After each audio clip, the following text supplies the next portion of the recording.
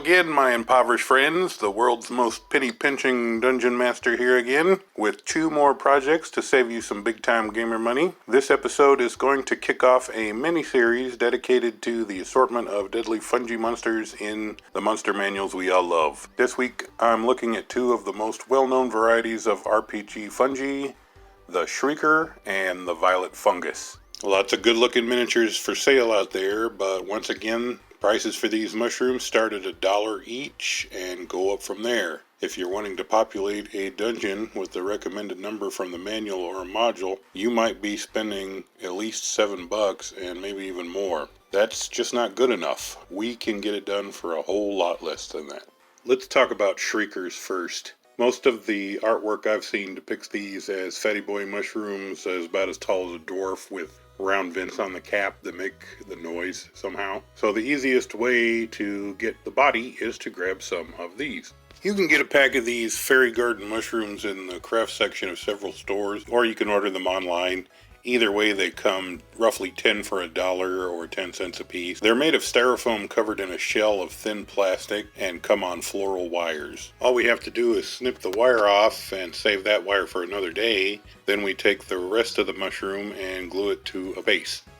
You can stop right there, paint them up, and use them as scatter terrain mushrooms.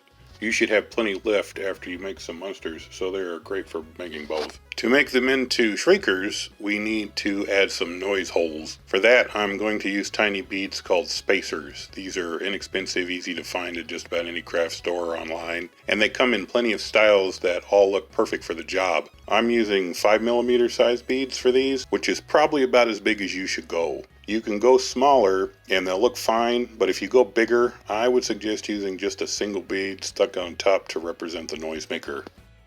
Once I pick my beads, I poke 3 or 4 holes in the cap with a paperclip wire for each bead. And then I take a paintbrush handle and widen the hole until a bead can nestle in the little divot that I made. A small drop of PVA is all you need to hold each bead in place.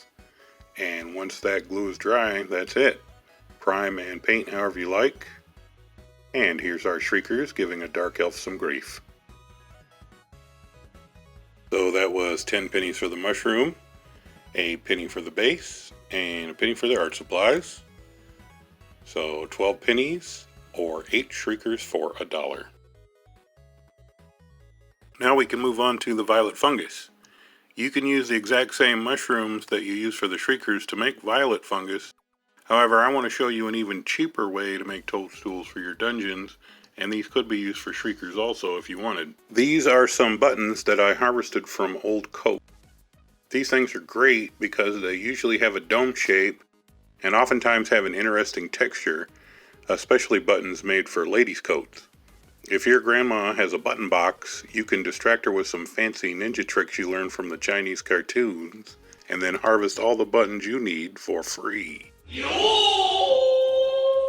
So we take our button that we like, and we snip the shank off the bottom until the button bottom is flat.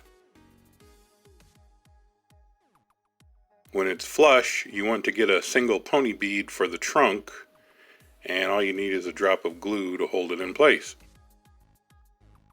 For the tendrils, we do a little more scrounging for some paper clips. For this design, I snipped up paper clips into 3 different lengths. You want 3 wires that are roughly 40 millimeters long. You want 3 that are roughly 28 millimeters, and 2 that are roughly 20 millimeters. You don't have to be perfect with that measurement. Close enough is good enough for this one. Once you have the paper clips cut, bundle just the 40 millimeter and just the 28 millimeter wires up and stick them into the opening of the bead with another drop of glue, and then hold them in place while the glue sets for a little bit. After the glue sets, take a pair of needle nose pliers and start bending the wires into a curving shape.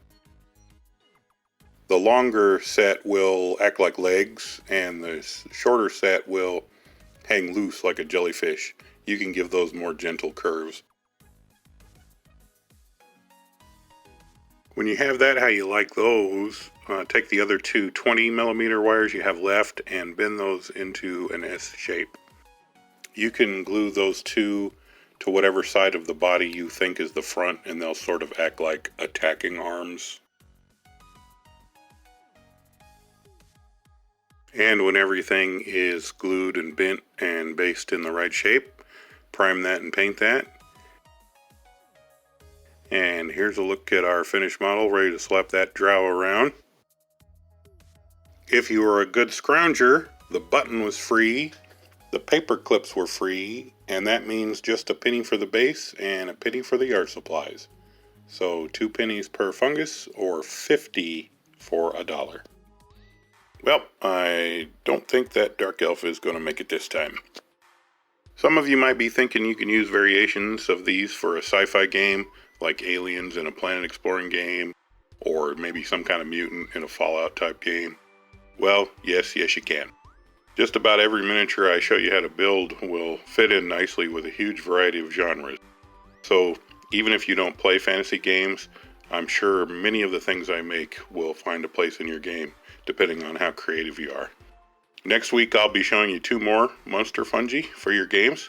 Like, comment, and subscribe, and I'll show you how to play the games you love without parting with too much money. Thanks again for watching.